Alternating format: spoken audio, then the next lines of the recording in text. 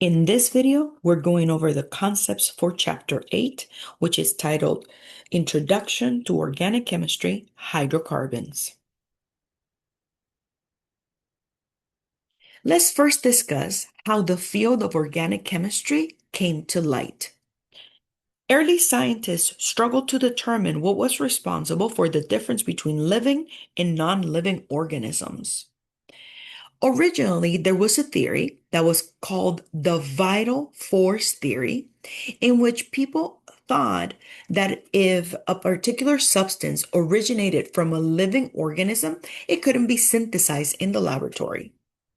All of that changed in 1828 when Frederick Baller actually took ammonium cyanate, heated it, and formed the molecule that is known as urea. Urea is found in blood and urine. And when this discovery happened, then this discredited the vital force theory. In turn, this rapidly evolved the field of organic chemistry, and compounds that were part of living systems were able to be synthesized in the laboratory. Organic chemistry is the study of carbon-containing compounds. So that means that any organic compound is going to consist of the element carbon. We can see in figure 8.3 that many organic compounds, including aspirin, is going to be an organic compound because in its chemical formula is going to have carbon.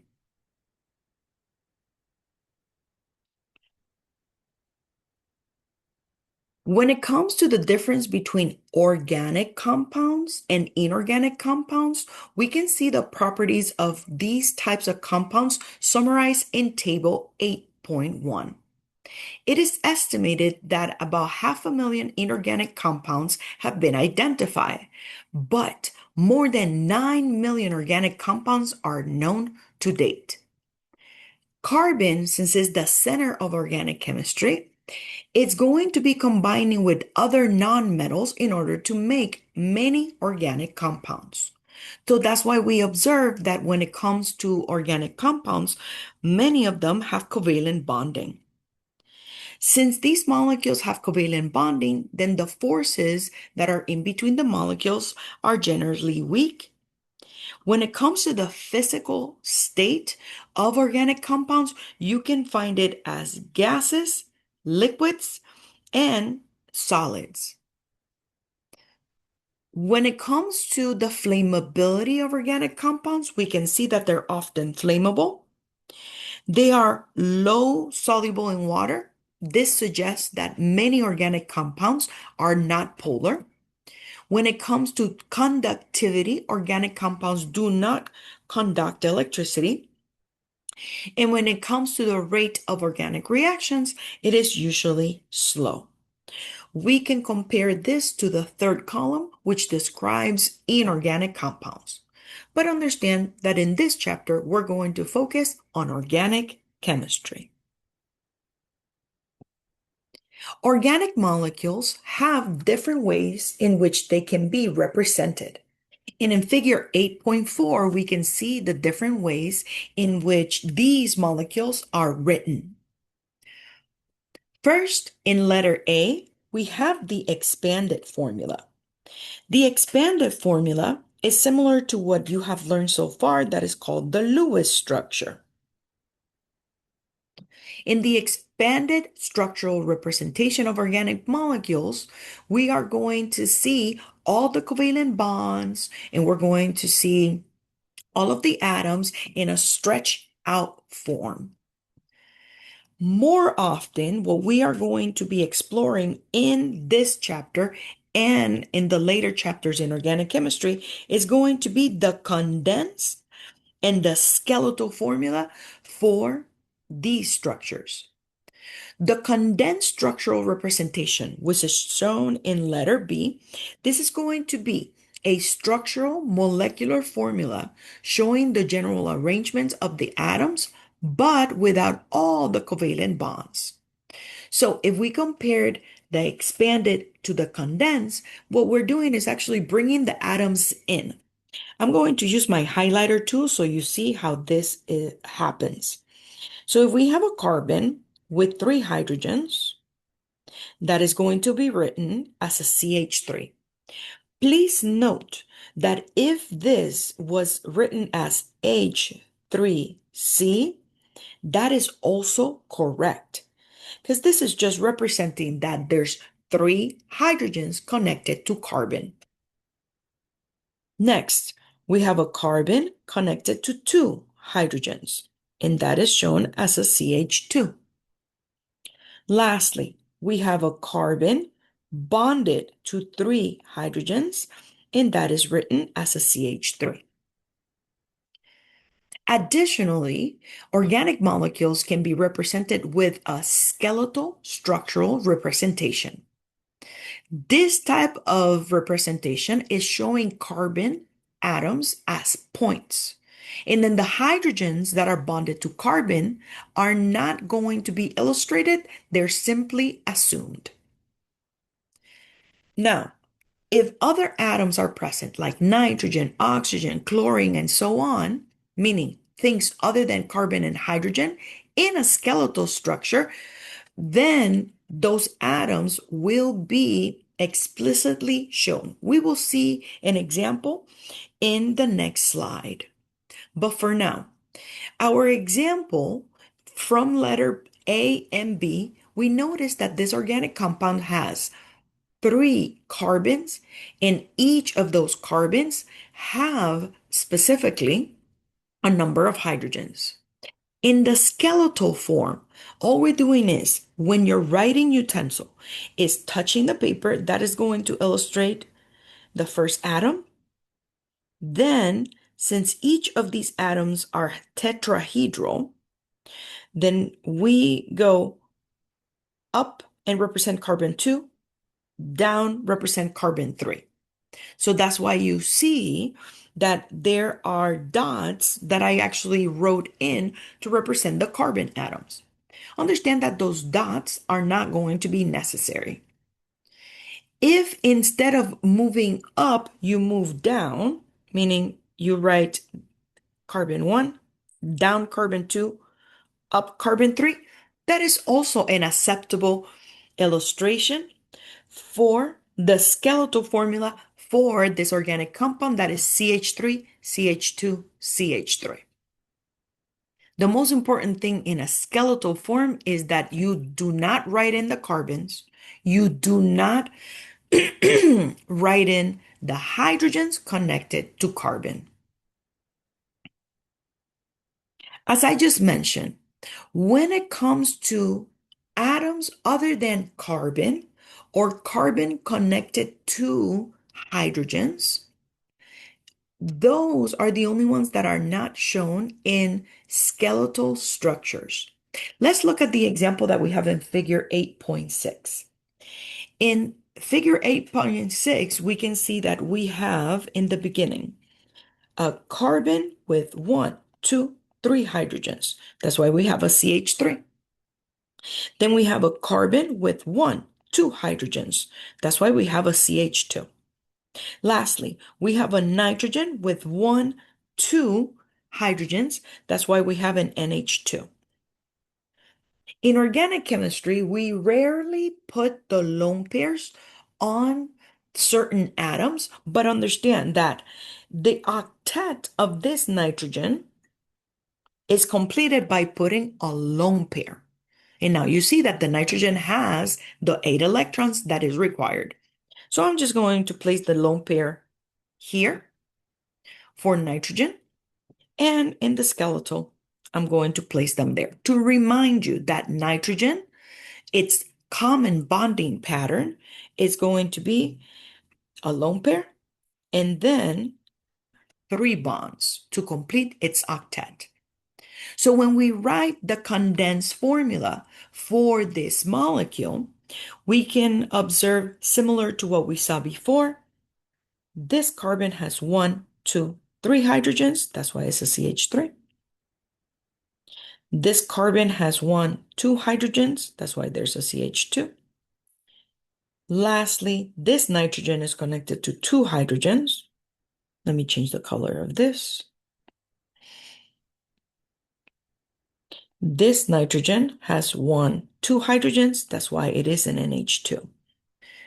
When we draw the skeletal form for such compound, understand that the carbons are not illustrated and the hydrogens that are connected to the carbons are assumed. So that means that in my skeletal structure, this is carbon 1, we go up.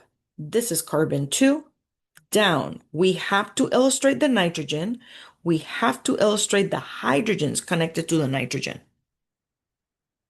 So that's why that's the correct skeletal form for that molecule. Additionally, I'm going to write some notes on the common bonding pattern for other important atoms when it comes to organic chemistry. So let me just write it here, common bonding pattern.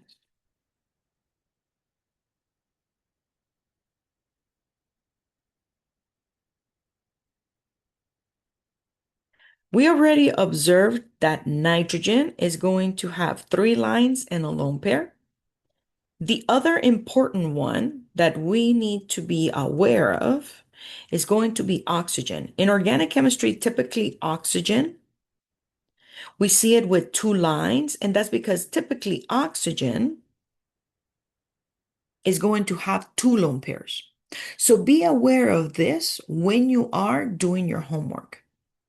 Let's do a practice problem of converting a given molecule into condensed and skeletal.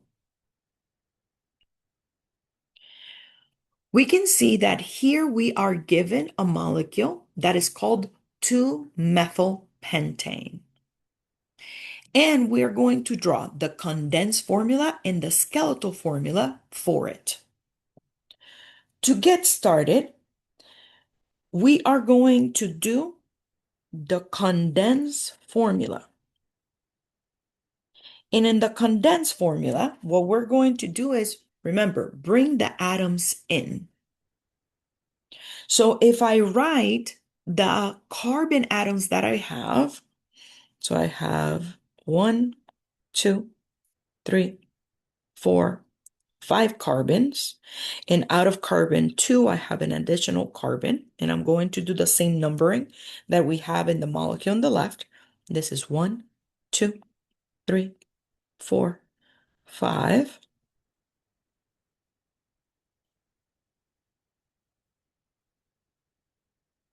When I'm writing the condensed formula, what I'm going to do is bring the hydrogens in. Carbon number 1 has 3 hydrogens, so I'm going to write it as H3C. If you write it as CH3, it is still correct. Carbon number 2 only has 1 hydrogen, so I'm going to write it next to the carbon. Carbon number 6, which is here, has 3 hydrogens, so I can write it as CH3 or H3C. Carbon number 3 and 4 has 2 hydrogens, so this is a CH2 and a CH2. And lastly, carbon number 5 is a carbon that has 3 hydrogens, so I write it as a CH3. Let me now write the skeletal formula for this compound. When it's come to the skeletal formula,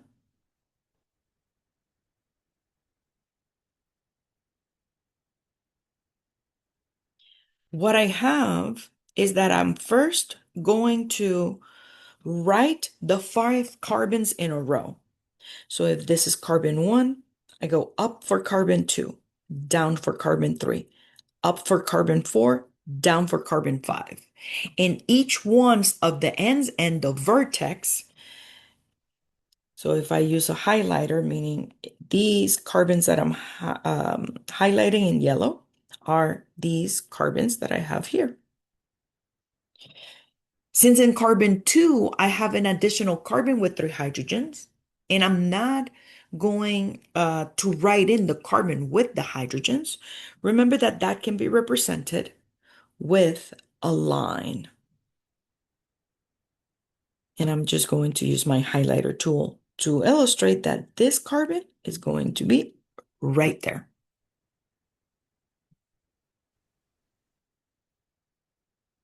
In organic chemistry, we have a unique reactive combination of atoms that differentiates the molecules from each other.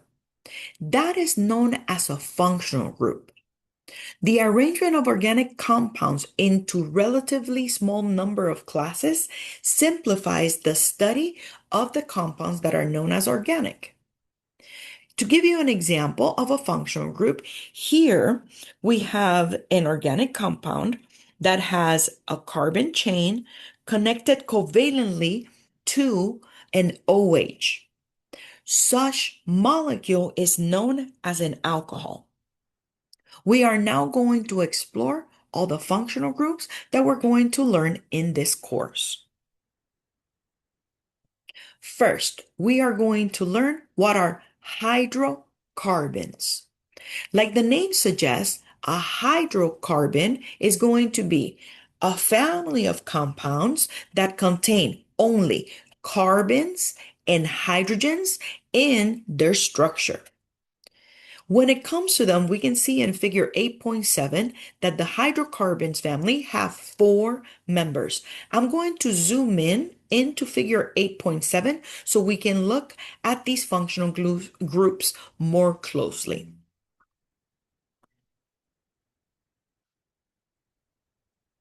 When it comes to hydrocarbons, hydrocarbons can be classified into alkanes. And alkanes are going to be the hydrocarbons in which we have carbon-carbon single bonds and carbon-hydrogen single bonds. Alkanes are known as saturated hydrocarbons because they are going to have the largest number of hydrogens that carbon atoms that are single bonded can accommodate.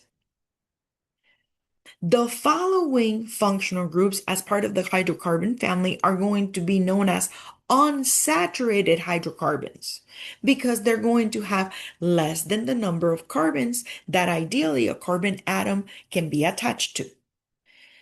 Alkenes specifically, in order to be identified, they require one or more carbon-carbon double bonds. Alkynes, on the other hand, have at least one or more carbon-carbon triple bonds. Next, we have the functional group that is known as aromatics. And aromatics actually comes from the structure that you see here, which is a hexagon with alternating double bonds and single bonds. We can see that in this hexagon, we have double bond, single bond, double bond, single bond, double bond, single bond. Such structure is known as a benzene ring.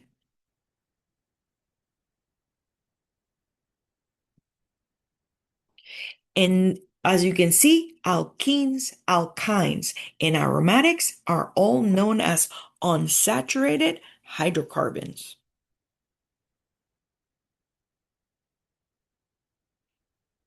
Let's now move on to the next class of functional groups.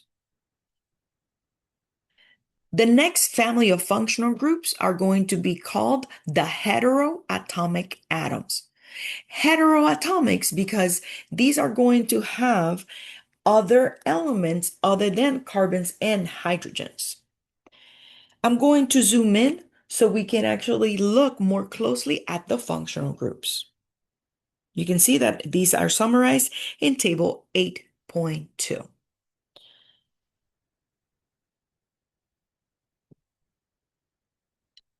When we have a carbon chain connected covalently to OH, that is known as an alcohol. When we have a carbon chain connected to an SH group, that is known as a thiol. If we have an oxygen that on either side is connected to carbon chains that is known as an ether. And lastly, if we have a carbon chain connected specifically to a nitrogen atom, this nitrogen may have two hydrogens, or it can have one hydrogen and other carbon chains, or it can be fully surrounded by carbon chains. Regardless, those are known as amines. One that is not listed here, but I want to add, is going to be the functional group alkyl halide. And an alkyl halide is when we have a carbon chain connected to atom X, where X is actually a member of group 7A, meaning any halogen, fluorine, chlorine, bromine, or iodine.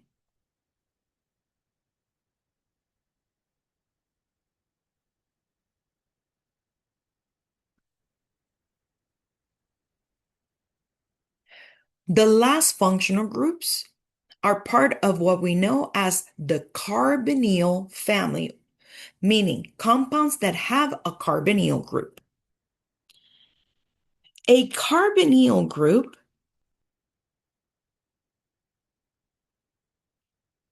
is going to be a carbon double bonded to oxygen. And we're going to see that all of these functional groups have a C double bond O. I'm going to zoom in to the rest of table 8.2 to look at these functional groups. If my carbonyl group is connected to one side, it doesn't matter if it's on the right or on the left, that is known as an aldehyde. If my carbonyl group is in between two carbon chains, that is known as a ketone.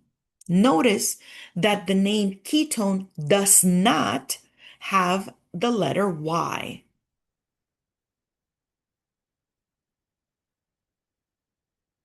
If my carbonyl group is connected covalently to an OH, doesn't matter if that OH is facing the right or the left, that is known as a carboxylic acid.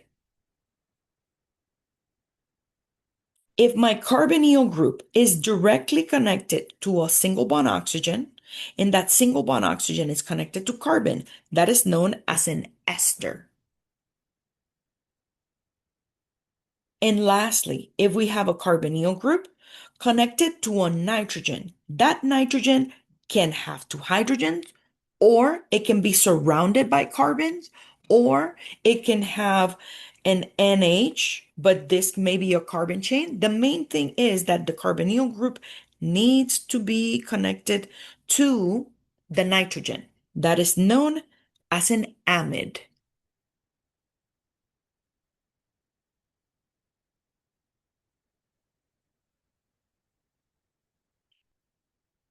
It is important that when we have molecules, we are able to identify functional groups in it. So let's take a moment and do the following practice problem.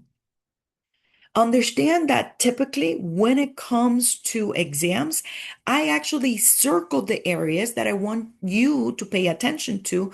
And from there, you find the functional groups. So that is the first thing I'm going to do in order to understand what are the functional groups that are found in aspartame.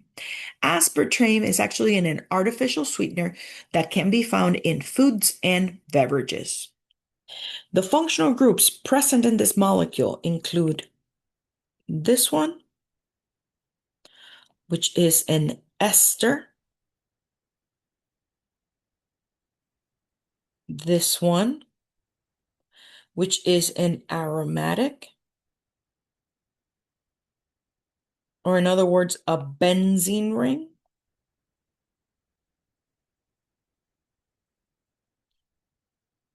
We have, let me use a different color. We have this, which is an amide.